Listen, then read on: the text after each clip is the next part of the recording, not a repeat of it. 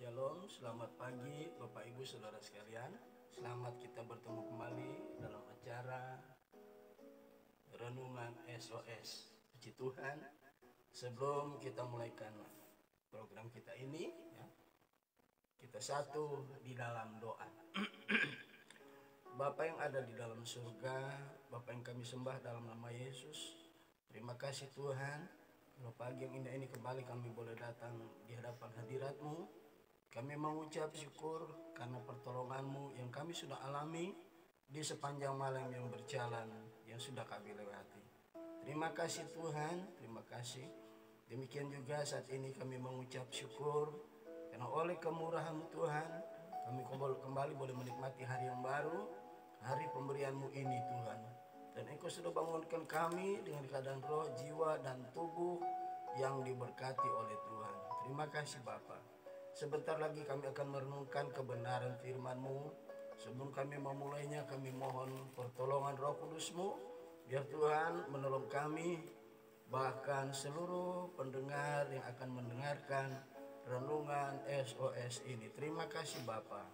Di dalam berkat nama Yesus Tuhan dan Raja kami sudah berdoa dan mengucap syukur kepadamu. Haleluya. Amin. Puji Tuhan.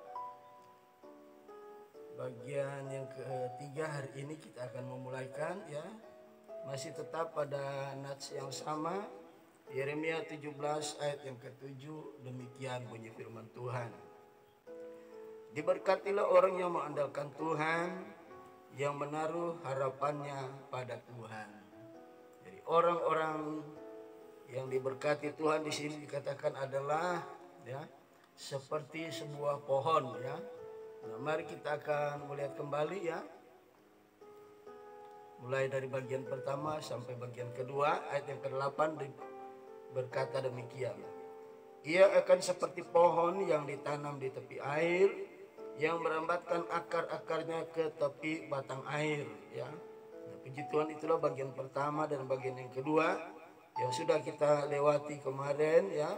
Hari ini kita akan masuk pada bagian yang ketiga, yaitu dan yang tidak mengalami datangnya panas terik. Saudaraku yang kekasih, di sini dikatakan satu pohon yang ditanam di tepi air, kemudian yang akar-akarnya merambat sampai ke tepi batang air .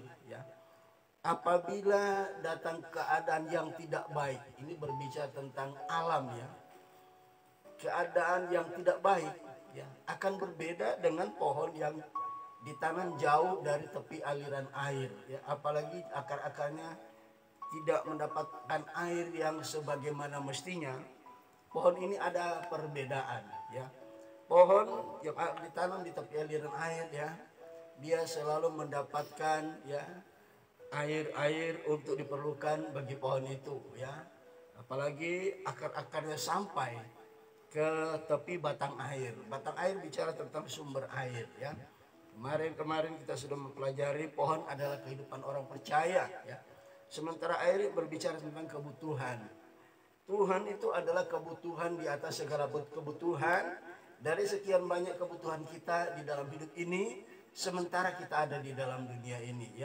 Kemudian dikatakan pohon yang ditanam di tepi aliran batang air. Saudaraku, pohon ini selalu berhubungan dengan alam. Pertama dengan keadaan alam, kedua dengan angin . Kalau tadi dikatakan merambatkan akar-akarnya ke tepi batang air . Air adalah bicara kehidupan orang percaya. Kalau orang percaya tetap di dalam Tuhan walaupun ada badai angin topan yang datang yang menerpa pohon ini, mungkin pohon ini bisa goyah tapi tidak akan bergeser. Dia tetap pada tempatnya, dia tertanam di mana dia sudah bertumbuh . Nah, saudara, ke pohon ini menghadapi angin-angin badai, angin-angin yang luar biasa bertiup . Angin kencang, apalagi di daerah padang pasir di daerah Palestina sana lebih besar, lebih banyak padang gurunnya dibanding hutannya . Itu angin kalau bertiup luar biasa kencangnya sehingga dapat membuat gurun-gurun bukit-bukit ya bisa berpindah ya. Dalam Alkitab sekali pakai gunung, ini berbicara tentang gunung-gunung pasir ya. Bisa berpindah tempat saking kencangnya angin yang bertiup di daerah padang gurun ya. Dan kalau pasir saja, gunung saja bisa bergeser pindah tempatnya. Ya, ada juga pohon-pohon yang bisa tumbang. Tapi ada pohon di mana pohon itu tidak bisa tumbang karena pohon itu di tepi batang air, ya di tepi aliran air ditanamnya. Kemudian akar-akar dari pohon ini mencapai tepian batang air, artinya berada di sumber air ya. Begitu orang percaya yang telah bertumbuh dengan baik ya, memiliki kebutuhan hidup, memiliki Tuhan dalam hidup mereka, apapun badai yang akan datang itu tidak akan menggoncangkan, menggeserkan mereka dari tempat di mana mereka bertumbuh. Yang ketiga dikatakan, dan yang tidak mengalami datangnya panas terik. Selain angin-angin kencang padang gurun yang dihadapi oleh pohon, ternyata ada juga datang di mana tidak ada angin ya. Bukan berarti tidak ada angin sama sekali, ada, tapi angin itu tidak terlalu berasa. Nah, di sini dikatakan yang tidak mengalami datangnya panas terik ya.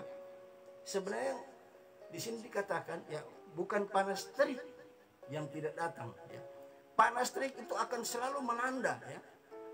Negara ada memiliki beberapa musim ya, tapi kalau di Indonesia hanya memiliki 2 musim ya, musim kemarau dan musim penghujan. Nah, kalau di daerah Timur Tengah sana ada beberapa musim ya, ada musim gugur, ada musim semi, ada musim salju ya, ada musim panas ya. Nah, di sini dikatakan pohon ini ya tidak mengalami datangnya panas terik. Artinya apa? Walaupun panas terik datang, pohon ini tidak akan terpengaruh dengan kondisi alam yang sedang terjadi ya. Ini saudaraku, betapa hebatnya pohon ini ya.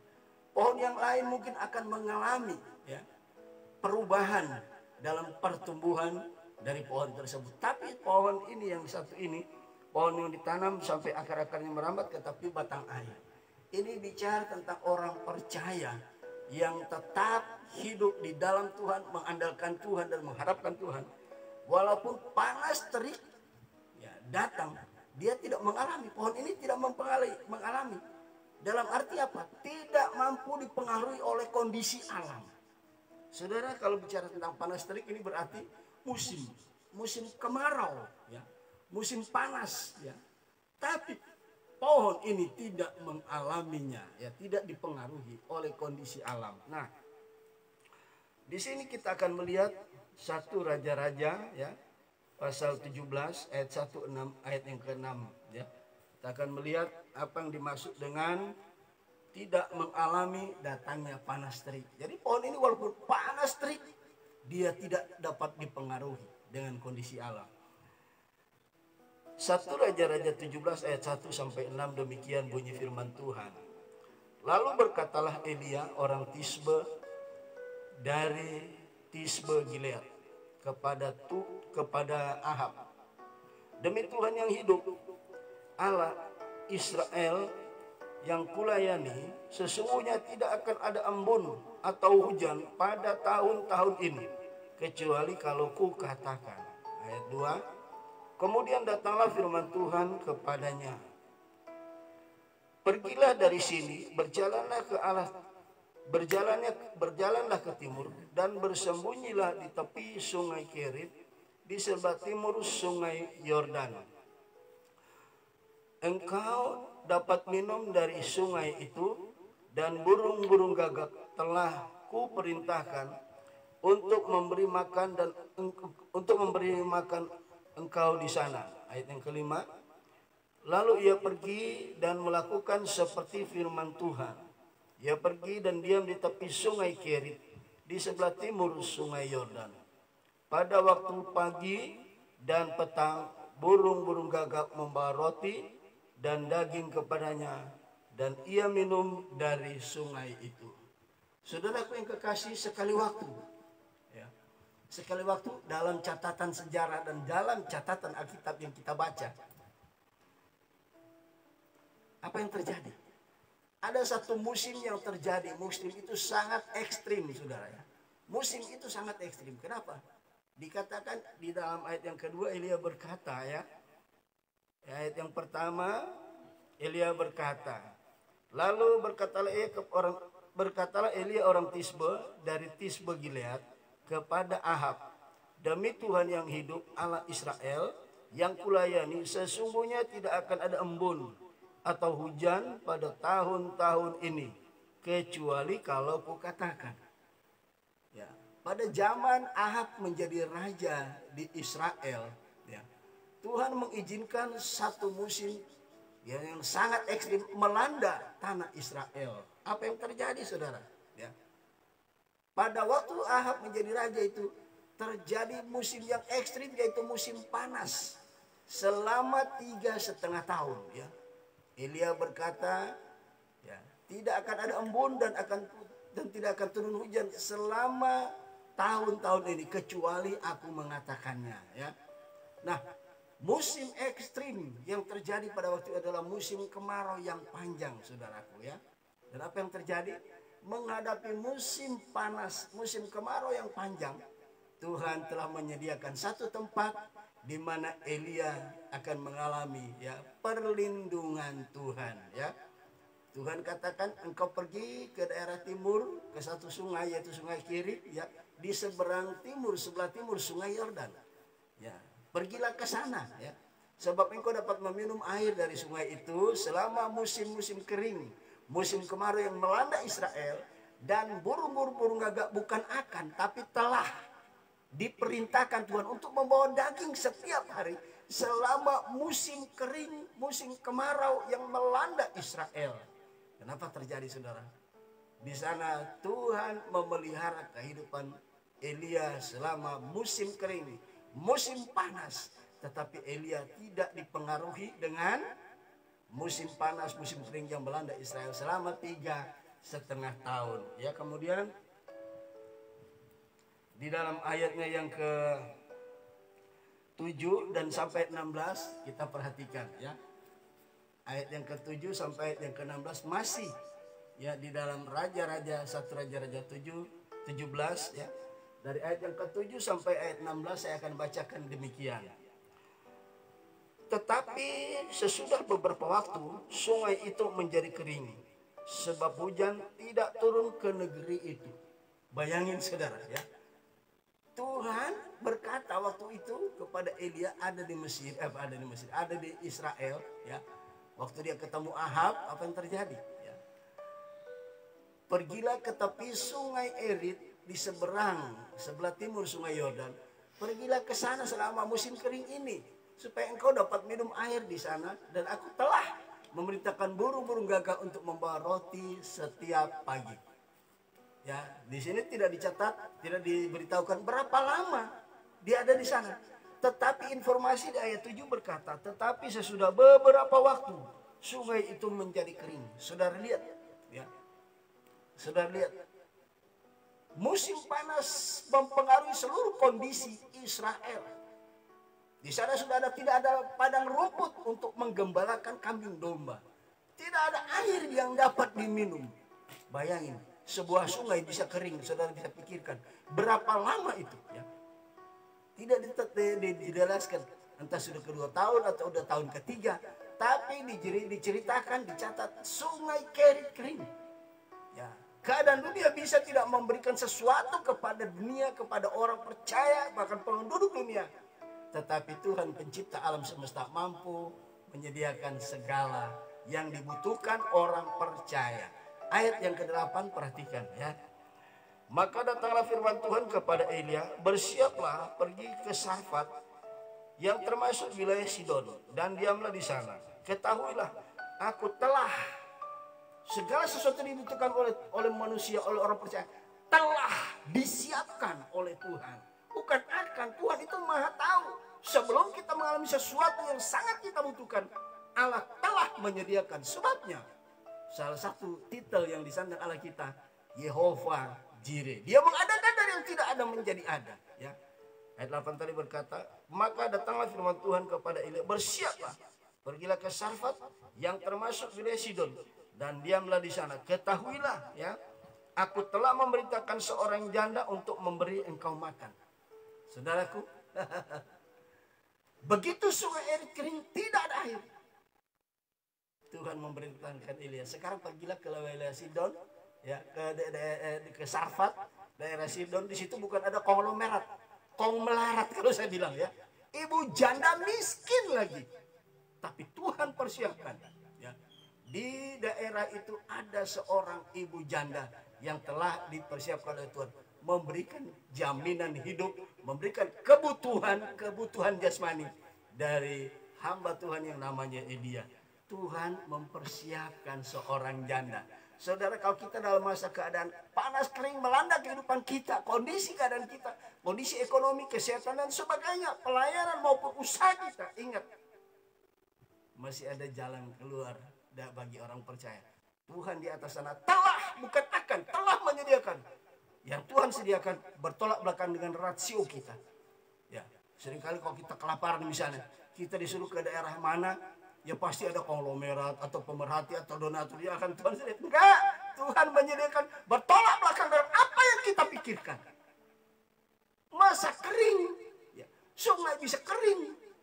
Disuruh kepada, ya kalau bahasa manusia, ya, kalau kebutuhan hidupnya pun sudah kering. Nah, mari kita baca seterusnya ayat 9 ya.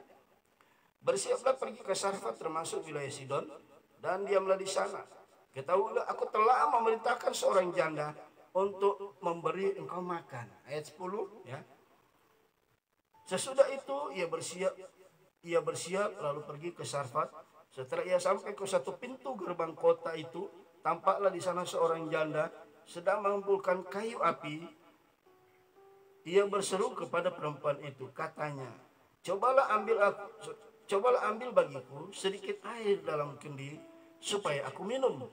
Ketika perempuan itu pergi mengambilnya, ia berseru lagi, cobalah ambil juga bagiku sepotong roti.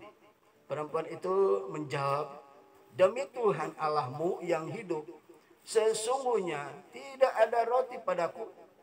Ya, tidak ada roti padaku sedikit pun, kecuali segenggam tepung dalam tempayan dan sedikit minyak dalam buli-buli. Dan sekarang aku sedang mengumpulkan 2-3 potong kayu api.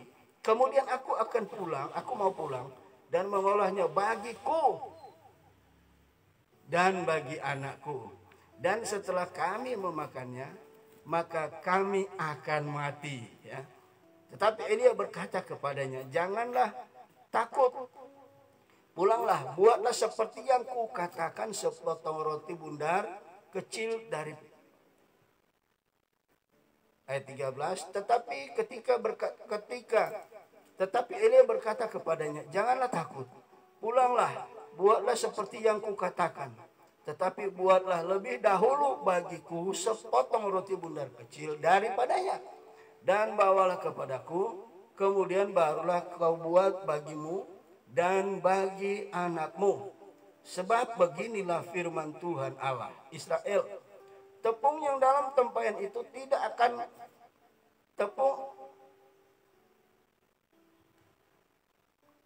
ayat 14. Sebab beginilah firman Tuhan Allah Israel, tepung dalam tempayan itu tidak akan habis, dan minyak dalam buli-buli itu pun tidak akan berkurang sampai pada waktu Tuhan memberi hujan ke atas bumi.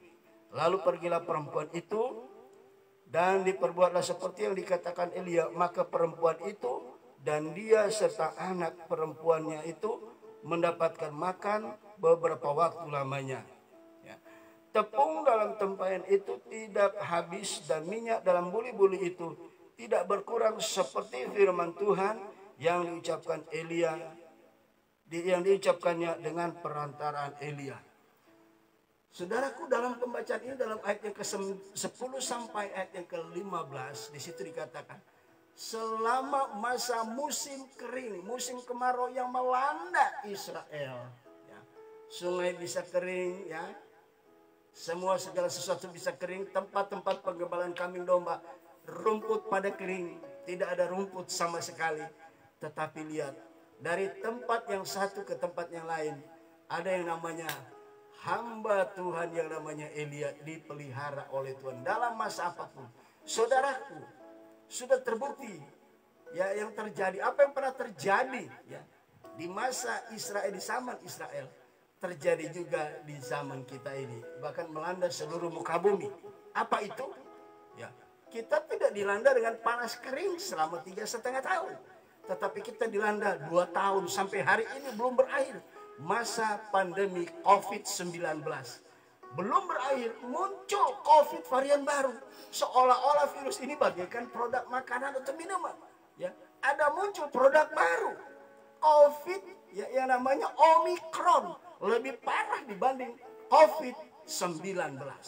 Saudaraku, tetapi terbukti sampai hari ini COVID belum berakhir, muncul varian baru, tetapi betapa berapa banyak anak-anak Tuhan tetap selalu mengalami pemeliharaan Tuhan, providensia Allah.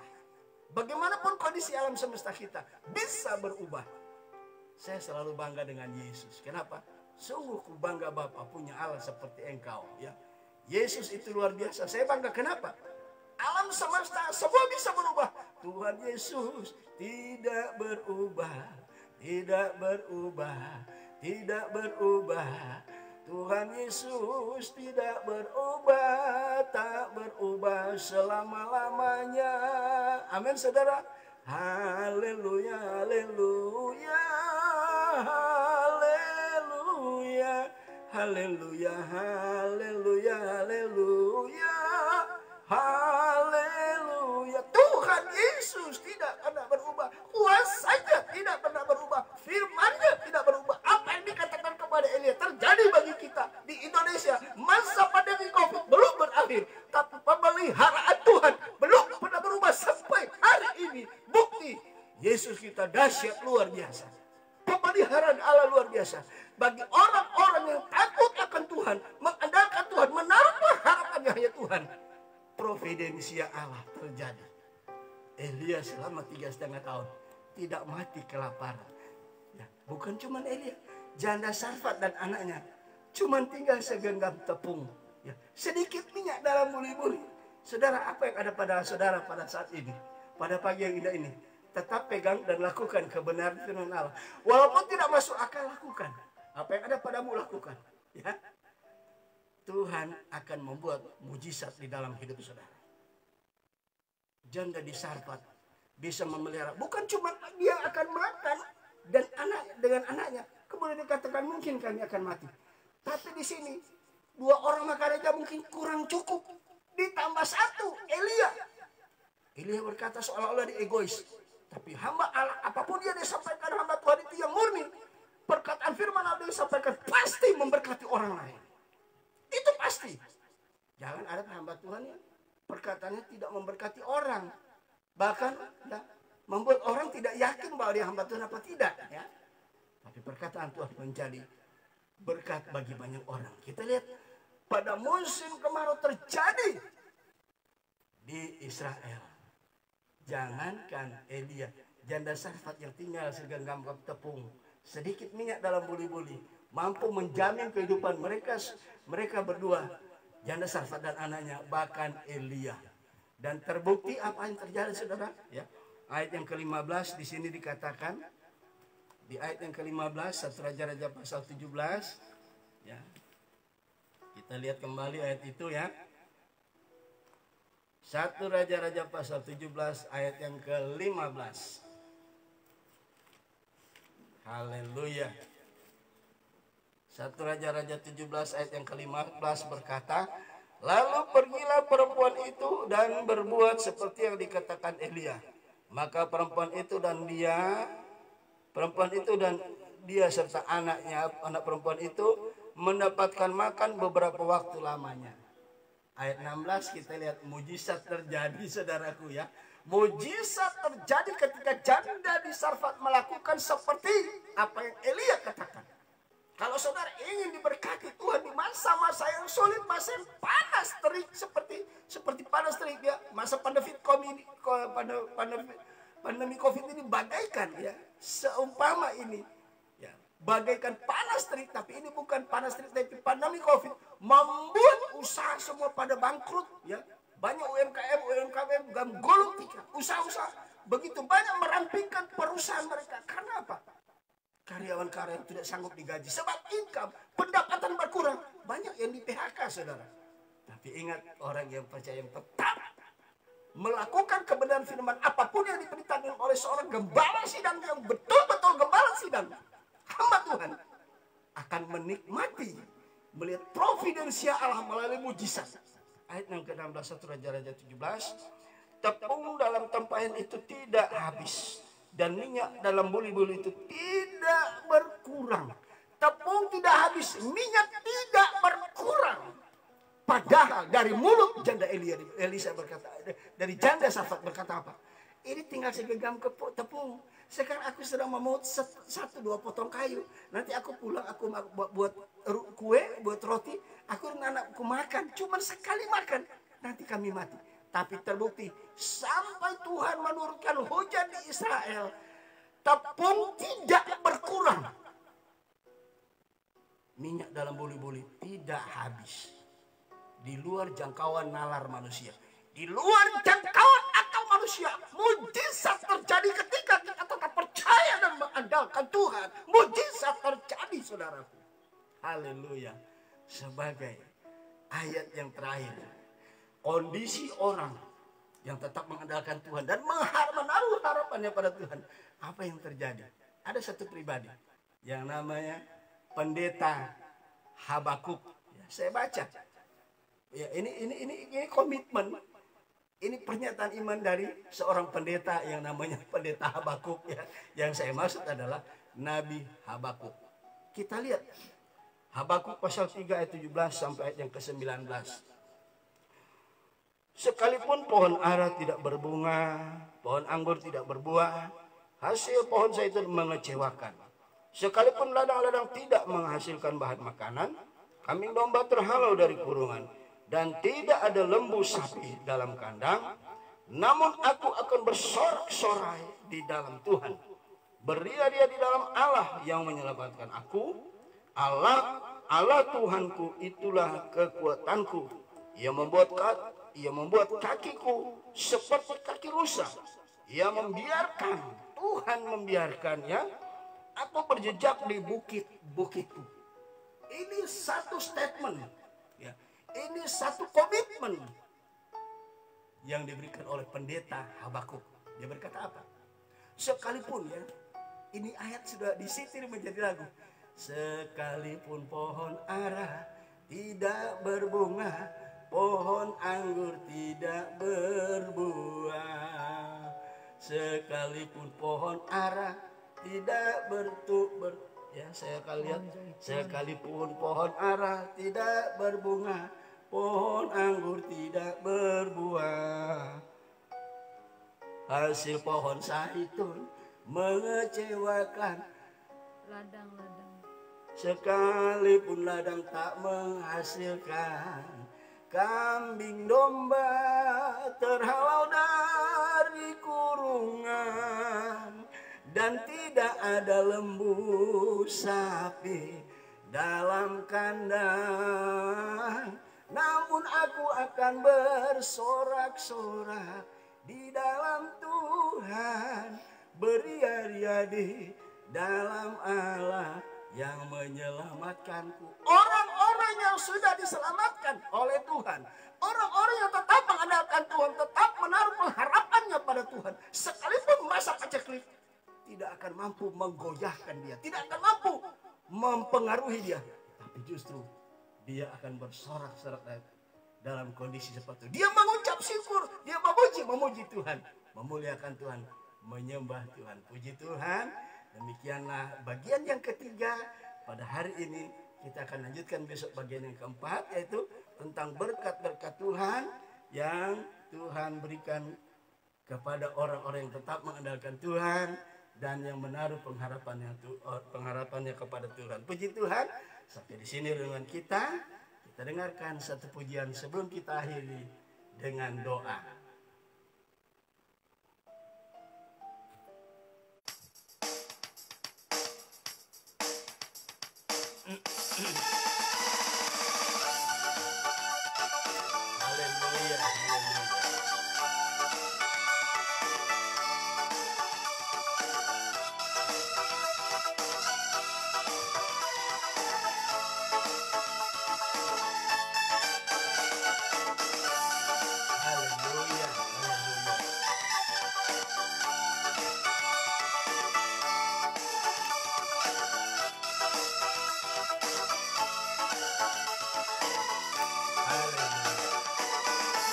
Begitu besar kasih Allah pada kita. Diberkatilah anak cucu kita di mana-mana. Tuhan mengubah miskin dan menjadikan kaya. Dia merendahkan dan meninggikan juga. Berbahagialah bagi orang yang percaya. Anak cucunya pasti tidak akan meminta-minta, karena Allah menggenapi firman-Nya. Tiada yang mustahil bagi orang percaya. Haleluya, haleluya. Tiada yang mustahil bagi orang percaya. Apapun yang melanda negeri kita, negara kita, janji Tuhan tiada aman bagi setiap anak-anaknya. Mari sebagai anak-anak Tuhan tetap mengandalkan Tuhan, tetap menaruh pengharapan kita hanya kepada Tuhan, sebab Dia yang berjanji setia adanya. Keselamatan yang Tuhan sudah berikan itu bukti yang paling konkret. Dan anak kita Allah Yehova Jireh. Begitu besar kasih Allah pada kita. Diberkatilah anak cucu kita di mana-mana. Tuhan mengubah miskin dan menjadikan kaya. Dia merendahkan dan meninggikan juga. Berbahagialah bagi orang yang percaya. Anak cucunya pasti tidak akan meminta-minta, karena Allah menggenapi firman-Nya. Tiada yang mustahil bagi orang percaya. Berbahagialah bagi orang yang percaya. Anak cucunya pasti tidak akan meminta-minta, karena Allah menggenapi firman-Nya. Tiada yang mustahil bagi orang percaya. Tiada yang mustahil bagi orang percaya. Haleluya, haleluya. Mari kita tetap percaya, mengandalkan Tuhan, dan mengharapkan Tuhan. Puji Tuhan, kita satu di dalam doa. Bapa di surga, Bapa yang kami sembah dalam nama Yesus, terima kasih Tuhan. Sungguh kami bangga memiliki Allah seperti Engkau, Allah yang tetap setia dengan janji-janji-Mu Tuhan. Allah yang tidak berubah, namun keadaan suasana semuanya berubah. Tapi Yesusku tidak pernah berubah. Providensia Tuhan tidak pernah berubah, selalu kami alami. Terima kasih Bapa, meteraikan kebenaran firman-Mu dalam hati kami, dan mampukan kami melakukan, mengaplikasikan kebenaran firman-Mu dalam hidup kami di sepanjang hari ini, dan seberapa lama kami hidup di dunia ini. Dalam nama Yesus kami sudah berdoa dan mengucap syukur kepadamu. Haleluya, amin. Puji Tuhan. Tuhan Yesus memberkati kita sekalian. Sampai kita ketemu kembali besok pagi hari. Shalom, Tuhan memberkati.